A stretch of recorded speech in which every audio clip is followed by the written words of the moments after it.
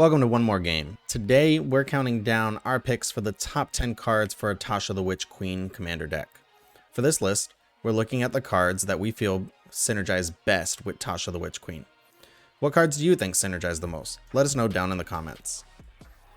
Tasha the Witch Queen is a 4 loyalty legendary planeswalker that costs 3 generic mana, a blue and a black, and reads, whenever you cast a spell that you don't own, create a 3/3 black demon creature token. Its +1 loyalty ability reads, draw a card for each opponent, exile up to 1 target instant or sorcery card from that player's graveyard, and put a page counter on it. You can also -3, and it reads, you may cast a spell from among cards in exile with page counters on them without paying its mana cost. Tasha the Witch Queen can be your commander. Yep, that's right, a planeswalker that can be your commander. This card is terrific, and it's going to be so much fun to be able to play all of your opponent's stuff. Now let's get into our top 10. Our number 10 pick for cards that we feel synergize the best with Tasha, Diluvian Primordial. Diluvian Primordial is a 5/5 creature avatar that costs 5 generic mana, a blue and a blue. It has flying, and whenever Diluvian Primordial enters the battlefield, for each opponent, you may cast up to 1 target instant or sorcery card from that player's graveyard without paying its mana cost. If a spell cast this way would be put into a graveyard this turn, exile it instead. This is terrific. It's doing exactly what we want to be doing in a Tasha deck. We want to be playing our opponent's stuff, and this gives us access to 3 different cards in our opponent's graveyard to be able to take a look at and potentially cast. And it synergizes so well with our commander, where once we cast that, we're going to be able to create that 3/3 token that we want to be making. Next up, number 9, Hostage Taker. Hostage Taker is a 2/3 human pirate that costs 2 generic mana, a blue and a black, and reads, whenever Hostage Taker enters the battlefield, exile another target creature or artifact until Hostage Taker leaves the battlefield. You may cast that card for as long as it remains exiled, and you may spend mana as though it were mana of any type to cast that spell. Yeah, 4 mana spell that's going to be able to allow us to cast our opponent's stuff. Are you seeing a theme here? We're looking to make those 3/3 tokens as many as possible, and the way that we go about doing that is by stealing our opponent's stuff. This card's fun. Next up, number 8, Memory Plunder. Memory Plunder is an instant spell that costs 4 hybrid Dimir mana. And it reads, you may cast target instant or sorcery card from an opponent's graveyard without paying its mana cost. Instant speed, cast your opponent's stuff? Yes, please. Number 7, Mind's Dilation. Mind's Dilation is an enchantment that costs 5 generic mana, a blue and a blue, and reads, whenever an opponent casts his or her first spell each turn, that player exiles the top card of his or her library. If it's a non-land card, you may cast it without paying its mana cost. Yeah, every turn, every one of your opponent's turns, you're going to be able to cast something off the top of their library, potentially. This card's fantastic in most decks, and in Tasha it's going to be even better because you're going to be making those 3/3 tokens. Number 6, Cunning Rhetork. Cunning Rhetork is an enchantment that costs 2 generic mana and a black, and reads, whenever an opponent attacks you or one or more planeswalkers you control, exile the top card of that player's library. You may play that card for as long as it remains exiled, and you may spend mana as though it were mana of any color to cast it. You want your opponents to not attack you?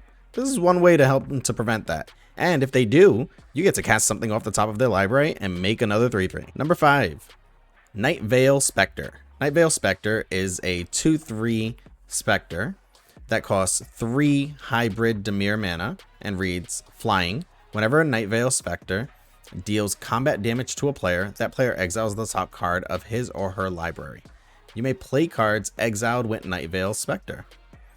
This card is terrific. It fits the theme so well. We're going to be able to attack very often and potentially deal some damage to be able to trigger Nightveil's ability because of that flying. Not enough people play enough flying creatures in Commander. You're going to be able to get in and deal some damage. Next up, number 4, Mnemonic Betrayal. Mnemonic Betrayal is a sorcery that costs 1 generic, a blue and a black, and reads, exile all cards from all opponents' graveyards.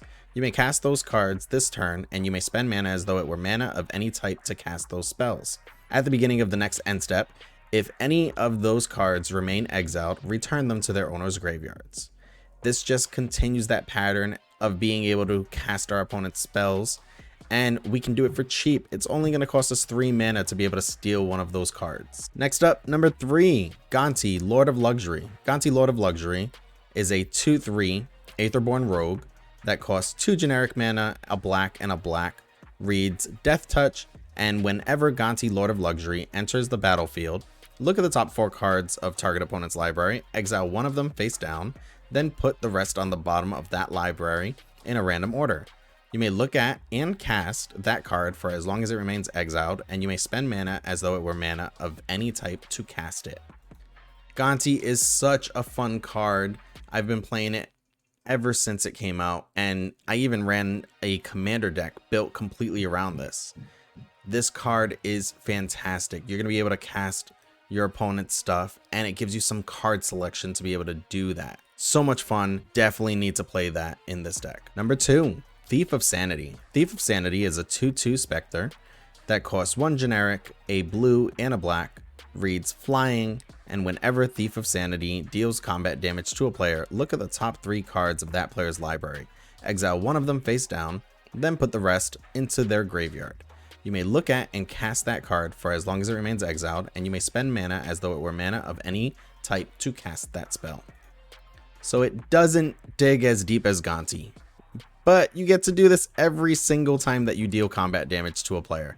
Yeah, like I said before, not enough people play enough flyers in our format, so run this card in this deck and you will definitely be able to play your opponent's cards. Now before we unveil our top pick, here are some honorable mentions. First up, we have Chaos Wand, a 3 mana artifact that you can pay for, tap it, and target opponent exile cards from the top of their library until they exile an instant or sorcery card.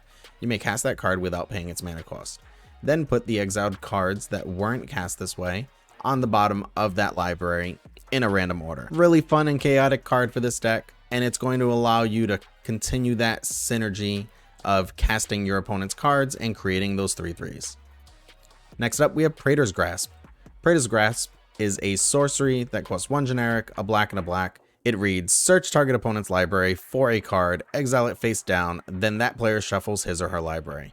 You may look at and play that card for as long as it remains exiled. This card is probably one of the more powerful cards on the list, but the reason that it doesn't make our top 10 is, quite frankly, you don't really know what your opponents are playing, and it takes so much time when tutoring in an opponent's deck comparative to tutoring in your own that this isn't something I want to see a lot of people running very often. And then when you add Spell Table to the mix, it's an absolute night. Still a very powerful card, and if you're playing in person, might be something that you'll consider to put into this deck. Last honorable mention we have here is Xanathar Guild Kingpin, which is a 5/6 Beholder that costs 4 generic, a blue, and a black, and reads, at the beginning of your upkeep, choose target opponent.